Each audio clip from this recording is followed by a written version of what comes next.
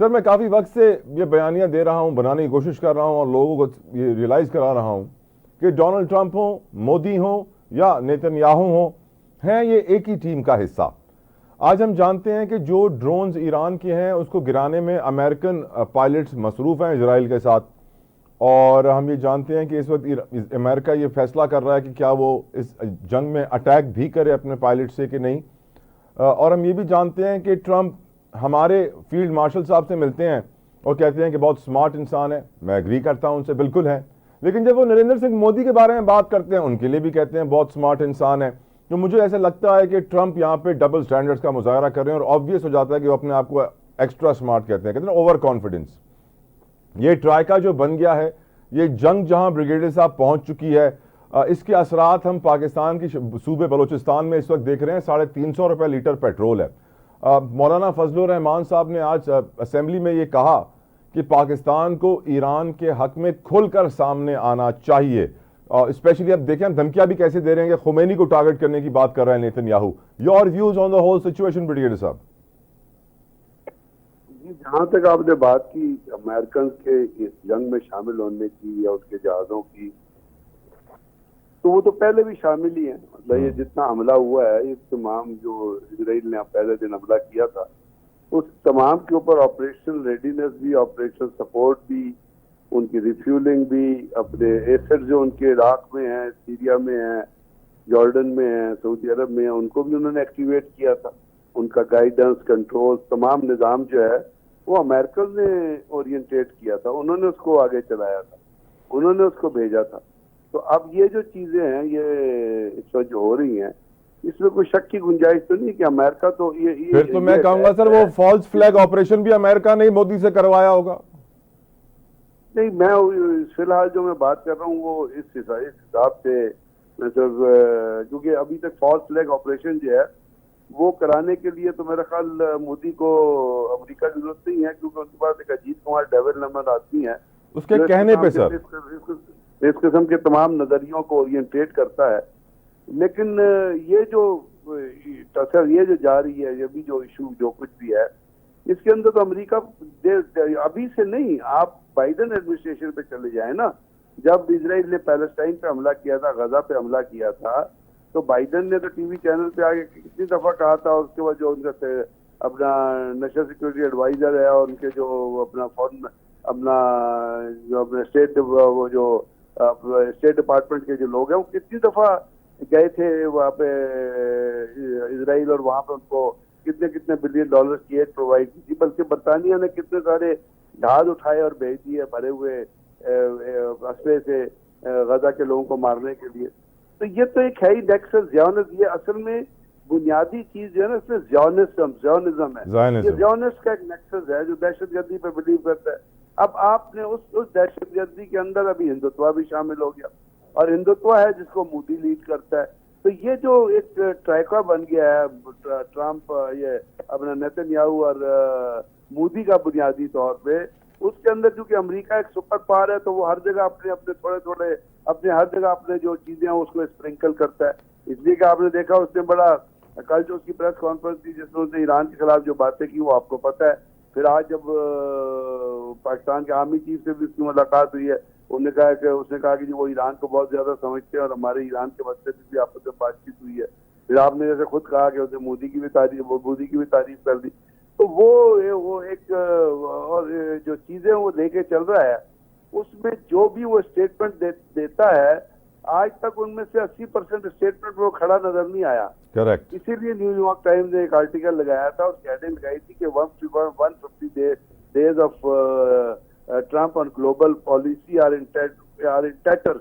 यानी कोई सोच की जो ग्लोबल पॉलिसी पे जो भी उसका नैरेटिव था वो तबाह बर्बाद हो गया, बिकॉज वो अपने अपनी चीजों पे खड़ा नहीं। ब्रिगेडियर साहब एक सवाल मेरा आपसे ये है, मेरा सवाल आपसे ब्रिगेडियर साहब ये है कि नेतन्याहू बहुत दफा एक नया नक्शा ला के दिखाता रहा है कि ये वो मिडिल ईस्ट का नया नक्शा है मशरिक वस्ता का जो मैं बनाना चाहता हूँ। अब अमेरिका के जो मिडिल ईस्ट में ट्रूप्स हैं सर, सऊदी अरेबिया में 2000, जॉर्डन में 3000, इजिप्ट में 6000, कोयत में 10,000, कतर में 10,000, यूएई में 5000, बहरीन में 4700, इराक में 2500, सीरिया में 900, तुर्किया में 1700 को 51,000 से जायद ट्रूप्स हैं सर। इसके अलावा यूएई की जो एयरबेस है वो यूज हो रही है, जहां पे 10 स्क्वाड्रन्स ऑफ एयरक्राफ्ट, 200 के करीब जहाज हैं। कतर में तकरीबन 100 के करीब जहाज हैं। बहरीन में US navy fleet command control. ये जो मिडिल ईस्ट मशरिक वस्ता में अमेरिका ने अपनी फौजें फैलाई हुई हैं, क्यों फैलाई हुई हैं ब्रिगेडियर साहब? क्यों का मतलब तो आपको पता है कि अमेरिका की पॉलिसी जो है वो बुनियादी तौर पर कोई इकोनॉमिक कोलैबोरेशन पे बेस नहीं करती है, वो हेजीमनी पे बेस करती है। वो कहता है कि मेरी बात मानो, अगर नहीं मानोगे तो कनपट्टी पे गांध रख के कहता है कि मैं तुम्हें मार दूंगा। तो अब इस हिसाब से उसने दुनिया को कंट्रोल करने का एक ऑब्जेक्टिव बनाया हुआ है, और इसलिए उसने अपनी फौजी का, आपने देखा ना, इसकी रिफ्लेक्शन आपने इराक में देखी कि सऊदी अरब में बेस बनाया, वहां से इराक के ऊपर हमला कर दिया। फिर आपने लिबिया को जिस तरह उन्होंने तबाह किया, सीरिया में देखिए जिस तरह रिजीम चेंज हुआ और अपने ही एक बंदे जुलानी को लाके वो बिठा दिया जो इसराइल का एक एजेंट है। तो जो नक्शा था उसके हिसाब से काम तो हो चुका है। आप सिर्फ बात कर रहे हैं इनके जो है एसेट्स हैं, जो मिलिट्री एसेट्स हैं जो इन्होंने मुख्तलिफ इलाकों में डिवाइड किए हुए हैं। अगर आप इवन अमेरिका नहीं बल्कि अगर आप इसराइल की कोलैबोरेट, उसका इसराइल का जो ट्रम्प का जो सन इन लॉ है उसकी अगर आप कोलैबोरेशन देखें अरब कंट्रीज के साथ, तो आप उसकी इन्वेस्टमेंट जो है जो उन्होंने की है वो देख के हैरान रह जाएंगे कि ये तो सिर्फ आपने मिलिट्री बेसिस की बात की ना, लेकिन बुनियादी चीज जो है वो तो उनका उसके अंदर जो है वो पर्सनल इकोनॉमिक इंटरेस्ट भी उनका शामिल है। Right sir. और उसमें जिस तरह वहां पे मुख्तलिफ, यानी एक फर्म है एफिनिटी पार्टनर के नाम से, जिसको उन्होंने कहा है कि ये जो है ना ये इन्वेस्टमेंट लाएगी, गल्फ की इन्वेस्टमेंट लेके आएगी इसराइल में। और वो जो एफिनिटी पार्टनर है उसने $2 बिलियन जो है वो तो रिक्वेस्ट अपना सऊदी अरब की गवर्नमेंट ने लगाए हैं। लार्जेस्ट एक अपना शिपिंग कंपनी है शॉल्मो, और शॉल्मो वो कंपनी है जिसने मिलिट्री व्हीकल बनाए थे एक यूनिट 5101 के लिए, जिसने अल शफा अस्पताल को रेड किया था। तो वो तमाम के अंदर जो अगर आप स्टेक्स देखेंगे तो आपको उसके अंदर इन ममालिक की स्टेक्स जो है वो नजर आएंगी। इस तरह एक फ्यूनिक्स इन्वेस्टमेंट फर्म है, वो जो कुछ करती है वो आप जरा उसके ऊपर गौर कीजिएगा। एक थर्ड आई सिस्टम है, वो देखिएगा किस किस की कोलैबोरेशन से चल रहा है। तो बात ये है कि इसके अलावा उन्होंने कुशनर ने और इसराइल ने जो इन लोगों ने मिलकर जो इन ममालिक में जो अपनी इकोनॉमिक स्टेक लगाई है, तो वो उससे ज्यादा मजबूर है ये ममालिक जो है। जो इसीलिए आपने देखा कि जी अभी तक जो कुछ भी हो रहा है ईरान, और ईरान एक मुल्क ऐसा है जो इसराइल के खिलाफ खड़ा हुआ है। तो जब इसराइल के खिलाफ कोई खड़ा होगा तो आप मुझे बताएं ना कि वो ट्रंप को किस तरह पसंद आएगा। बिल्कुल नेतन्याहू तो अपना आपने जैसे खुद कहा कि उसने तो एक प्लान पेश कर दिया है, लेकिन अब वो प्लान जो है वो जहां तक तो पहुंचना था वहां तो पहुंच गया, उससे आगे क्या वो ईरान ने जो उसको कंटेस्ट किया है, तो वो तमाम चीजें जो इन्होंने ट्रंप ने और नेतन्याहू ने सोची है शायद वो पूरी इस तरह ना हो। बिल्कुल ठीक। क्योंकि ये भी तो नहीं है, लोग एक्सपेक्ट कर रहे थे कि ईरान इतना फोर्सफुली जवाब देगा, बिल्कुल सही कह रहे हैं, बिल्कुल सही कह रहे हैं, बात करेगा, तो अब इसमें रेजिस्टेंस तो आएगी। सर मेरा सवाल ब्रिगेडियर साहब सवाल यह है कि ईरान को धमकी मिल रही है इजराइल से कि हम खामनाई को टारगेट करके आपके सुप्रीम लीडर को मार देंगे। चाइना और रशिया के लीडर्स में जी जिनपिंग और पुतिन में आज टेलीफोनिक रब्ता हुआ है, ईरान को डिस्कस किया गया है। वर्ल्ड लीडर्स इस वक्त ईरान को डिस्कस कर रहे हैं। OIC का हंगामी इजलास, अक़वाम मुत्तहिदा की सिक्योरिटी काउंसिल का हंगामी इजलास, ईरानी सदर इराक़ची शरीक हो रहे हैं। यकीनन एक्सपेक्ट तो ट्रंप ने भी कहा था कि यह हफ्ता इंपॉर्टेंट है, अगला हफ्ता भी इंपॉर्टेंट है। आपकी नज़र में इस वीकेंड पे इसका कोई रिजल्ट निकलेगा? ये जो लीडर्स मिल रहे हैं किसी रिजल्ट पे पहुंचेंगे? कोई इजराइल को रोक पाएगा? क्योंकि यकीनन सब इस जंग को रोकना चाहते हैं। सर कला साहब, मैं और आप तो उम्मीद कर सकते हैं ना। जी सर। अब उम्मीद तो ये है कि इन लीडर्स को रियलाइज हो कि ये खास जंग जो है ये स्पार्क कर सकती है एक वाइडर जंग में, और इसका अदराक जो है वो सिर्फ इन लीडर्स को नहीं बल्कि मिडल ईस्ट के उन ममालिक को होना चाहिए जिनके डोर स्टेप पे जंग पहुंच चुकी है। आज तो वो आराम से बैठे हुए हैं, लेकिन आप नेतन्याहू और उसकी ज़ियोनिस्ट बिलीवर का जो है वो यकीन नहीं कर सकते हैं। कोई पता नहीं कि वो उन्होंने अगला उनका टारगेट, आपने खुद ही कहा कि उसने एक नक्शा दिखाया है तो देख लीजिएगा उस लक्ष्य में कौन कौन से ममालिक शामिल थे, तो उसने उन तमाम ममालिक को टारगेट कर दें। उन तमाम, तो ये जो जंग है ये सिर्फ इजराइल, चाइना और रशिया की तरफ नहीं, बल्कि ये उन मिडिल ईस्ट के उन ममालिक के अंदर भी जाएगी जो इसकी पेरिफेरी पे बैठे हुए हैं, जो पर्शियन गल्फ की पेरिफेरी पे बैठे हैं, जो कैस्पियन सी की पेरिफेरी पे बैठे हुए हैं। तो आज अगर वो ये रियलाइज नहीं करेंगे कि इस वक्त इस जालिम जो भेड़िया है और ये जो मॉन्स्टर है, इसको कंट्रोल करना जरूरी है और इसके खिलाफ कोई पॉलिसी बनाना जरूरी है। मिनहतुल मुसलमान, या आपने एक ब्लॉक की सूरत में आप अगर उसमें मुसलमानों का लफ्ज निकाल भी दें तो चाइना और रशिया के साथ मिलके और बाकी ममालिक जिनकी सिक्योरिटी का मसला है उनको एक ब्लॉक बनाना जरूरी है। तो तभी आपको एक ऐसी कोई इफेक्टिव रेजिस्टेंस नजर आएगी जिसके जरिए हम ये कह सकते हैं कि ये चीजें जो है वो अपना कंट्रोल होती, अपना जो है वो बेहतर तरीके से मर्ज होंगी। सर आज तक ये बातचीत, सर आज मौलाना फजलुर रहमान साहब ने फ्लोर ऑफ द हाउस पे कुछ स्टेटमेंट्स दिए हैं हमारी वॉरफेयर स्ट्रेटजी के हवाले से, वो आपके सामने रखता हूं। मौलाना साहब कहते हैं कि हमारी मुल्क की दाखिली सूरत हाल में भी हम डिफेंसिव दिफाई पोजीशन में रहते हैं और खित्ते की सूरत हाल में भी हम दिफाई पोजीशन में ही हैं। उनका ये कहना था कि ईरान इजराइल को जवाब दे तो उसके हाथ रोके जाते हैं, पाकिस्तान भारत को जवाब दे तो उसके हाथ रोके जाते हैं, वो मुसलमानों का कत्लेआम नस्ल कुशी करे उसके हाथ कोई नहीं रोकता, पाकिस्तान को खुलकर ईरान का साथ देना चाहिए। डू यू अग्री ब्रिगेडियर साहब? मैं इस बात से तो एग्री करता हूँ कि जी मुसलमानों के खिलाफ कोई हाथ उठता है तो उसको कोई नहीं रोकता। और ये आपने देख लिया, म्यांमार में देख लिया, आपने ये अपना गजा में देख लिया, 1.5 लाख फलस्तीनियों को मार दिया। आप छोड़ें मुसलमान, तो मुसलमानों के खिलाफ कोई और क्या उठेगा?